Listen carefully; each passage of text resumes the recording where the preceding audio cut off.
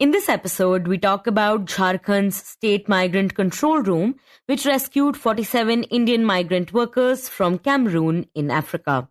We also talk about the Bengaluru-Kamakhya Superfast Express getting derailed, leaving one dead and several injured. But first, we talk about the ongoing demolitions in Gujarat. Hi, I am Niharika Nanda, and you are listening to Three Things, the Indian Express news show. Since last week, a massive demolition drive has been underway in Gujarat, with authorities tearing down illegally constructed homes, offices, shops, and other establishments that are on the state police's list of antisocial elements. This is a list that the Director General of Police, Vikas Sahai, had asked all police stations in the state to draw up to punish such elements. To know more about this action by the state administration, my colleague Shashank Bhargava speaks to the Indian Express's Brendan Dabhi. Brendan, before we talk about how this list was drawn and who all is on it, tell us what even led the DGP to ask police stations to make such a list. What was the impetus? So what happened was, in the third week of March, there was violence in the area of Vastral in Ahmedabad city, where a group of men came on a residential area, in the street of a residential area, and began hitting people and then breaking vehicles using sticks and swords and so on. But this was just the trigger. The point is that such minor gangs, violent gangs, have been cropping up all over the state. From drive-by shootings taking place in Rajkot to stabbings taking place in Baroda and Surat, and such street violence in Ahmedabad. First near the Palladium Mall and Zydus Hospital, then in the CM's own constituency in Ghatlodia, where bootleggers almost stormed the society, and then this Vastral violence. So this was like the last straw for the government as well as the police. So what they decided was to go for this whole of government approach, wherein they would curb down on all of this gang violence that is happening on the streets of the city in order to, keep up the image that Gujarat is safe. Right, and you mentioned this whole of government approach. Could you elaborate on that? What do they mean when they say whole of government?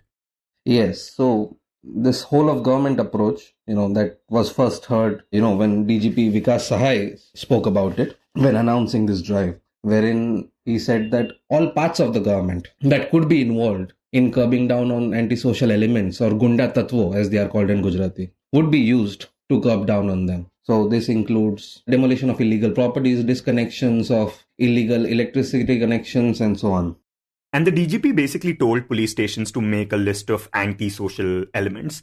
So do we know the kind of people and the kind of establishments that are now being put on these lists? Yes.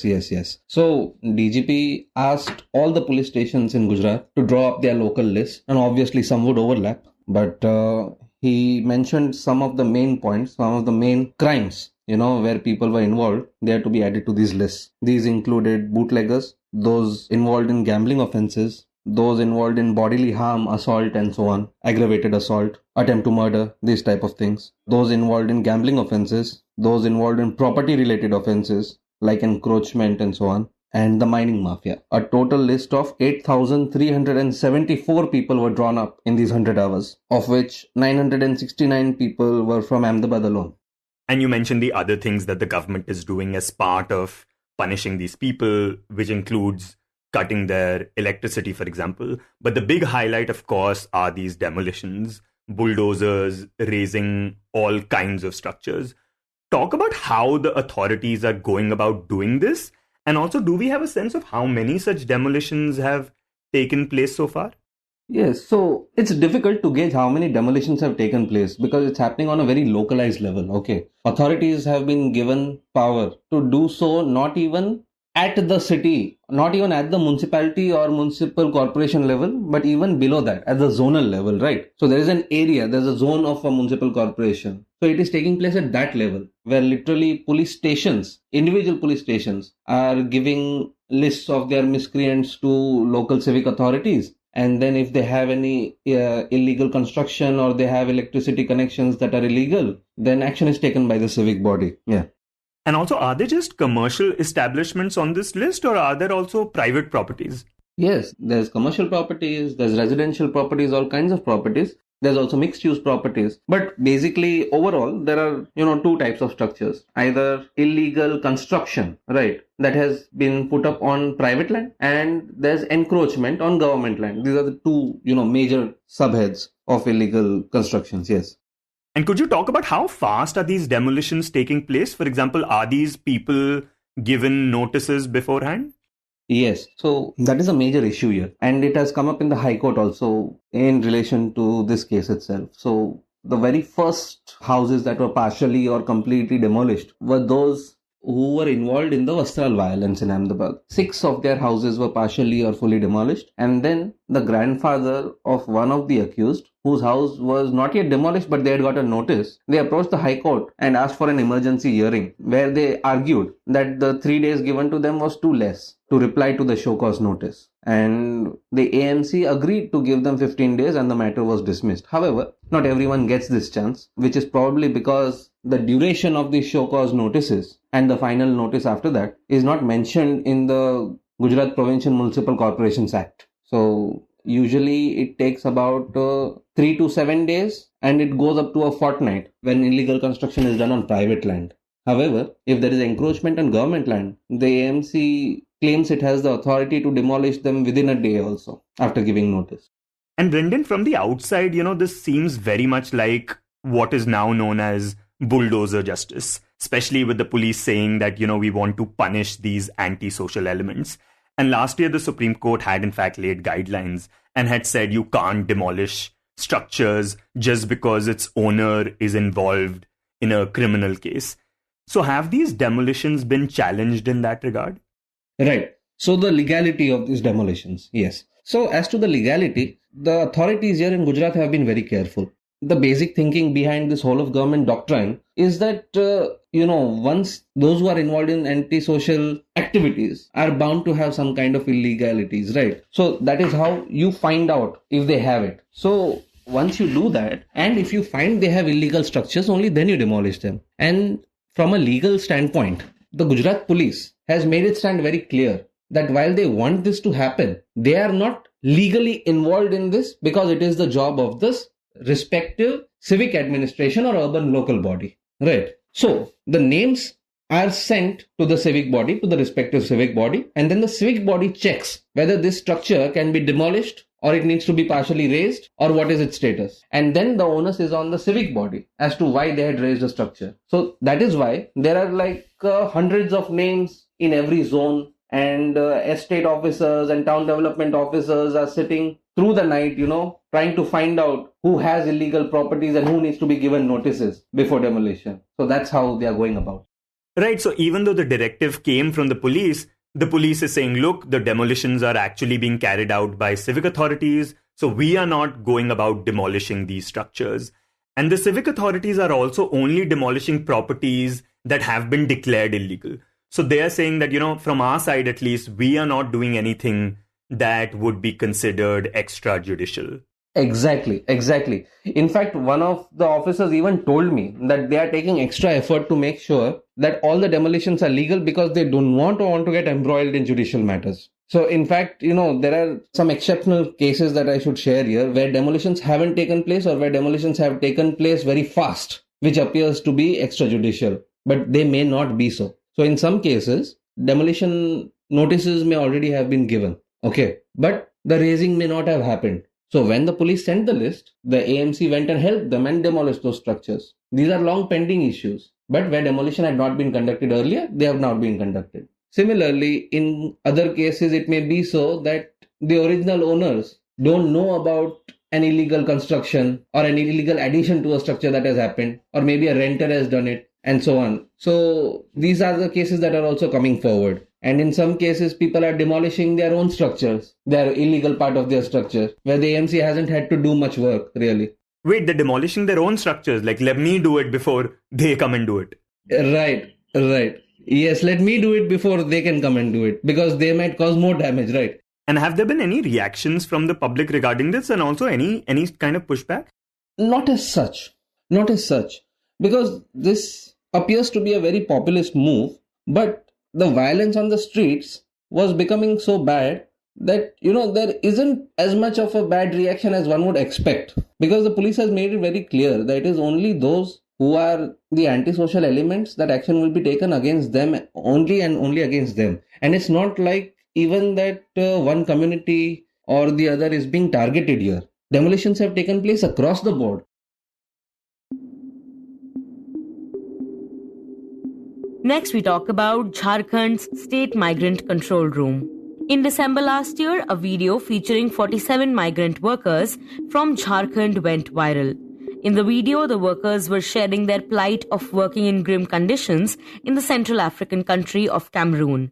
They were talking about the exploitation they were facing, including unpaid wages, inadequate food and water, and threats from their employer.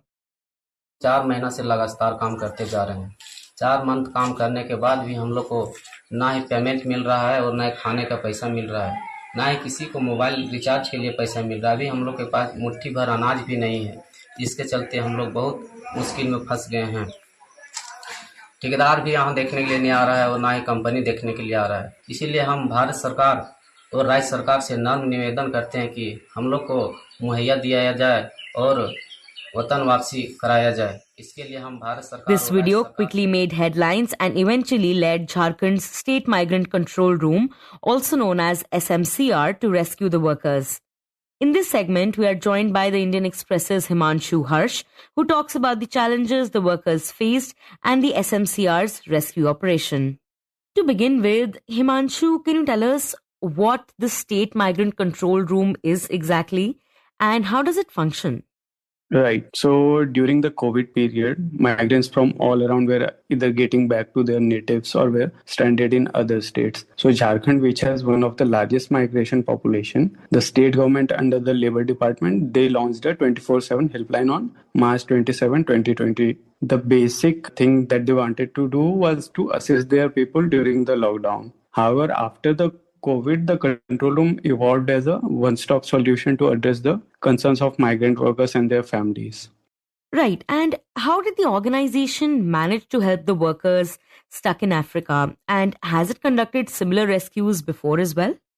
Yeah, so last year around September, Jharkhand migrants, they were hired by a Bombay-based construction company to install power lines in Cameroon. However, in December, a video of them went viral on social media in which they were seen narrating their stories of exploitation, mistreatment, from unpaid wages and inadequate food and water to threats from their employers. The SOS ultimately reached SMCR and they launched a rescue mission in coordination with the Indian and Cameroon governments.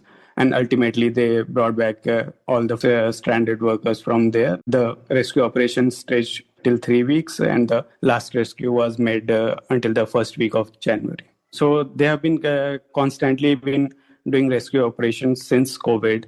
Recently, they have rescued 9 women from Tamil Nadu who were exploited by some cotton mill firm. So it's a regular going process for SMCR. And Himanshu, you mentioned that this organization was originally formed during the COVID-19 pandemic to help out the migrant workers return home. But can you tell us what other responsibilities has the SMCR taken upon itself post-COVID? So currently they have 11 helplines, and through those helplines, they are providing migrants as well as their families around-the-clock counseling, legal guidance, help with labor law violations, and much more. It is also dealing with migrant rescue operations, trafficking, child labor, bonded labor cases, and even helping migrants tackle wage disputes. Apart from these, during the Cameroon rescue, the workers were unpaid for like 4 months. So this wasn't the only case. A similar incident has happened from Cameroon in 23 as well. So in total, they helped them recovering around 46 crores from their companies and distributed the amount to them. Also, the control room provides an initial financial assistance of 50,000 to the families of workers who die outside Jharkhand. In addition to that, the Jharkhand government also provides this family with 2 lakh for every worker who is registered with the control room and 1.5 lakh for the unregistered ones. And if anyone dies outside India, they get a compensation of 5 lakh rupees. You also had the opportunity to talk to some senior officials of the control room. Tell us what they had to say about the SMCR and the work that it does.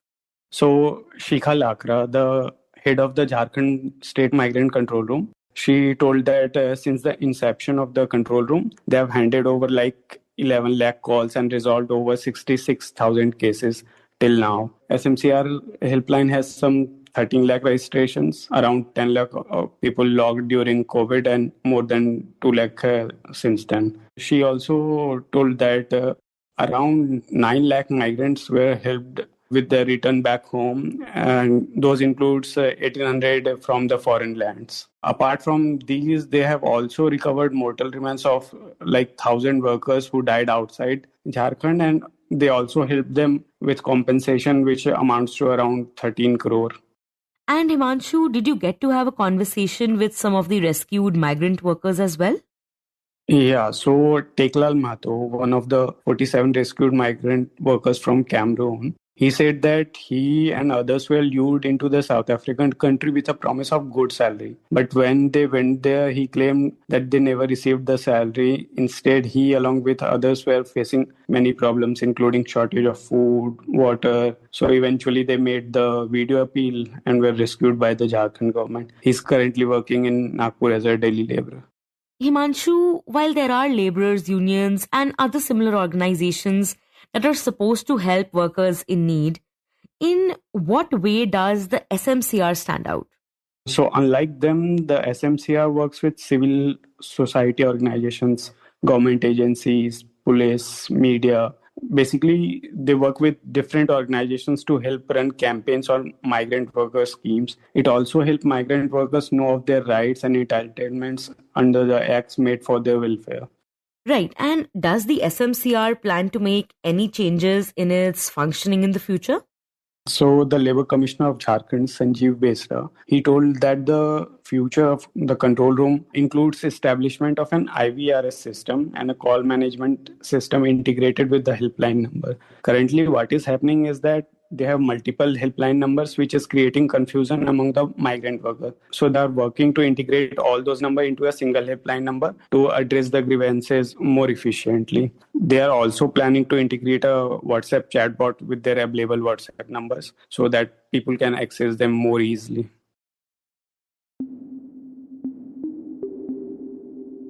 And in the end, we talk about the Bengaluru-Kamakhya Superfast Express, whose 11 coaches got derailed near Nairgundi station in Odisha's Cuttack, leaving one person dead and several injured.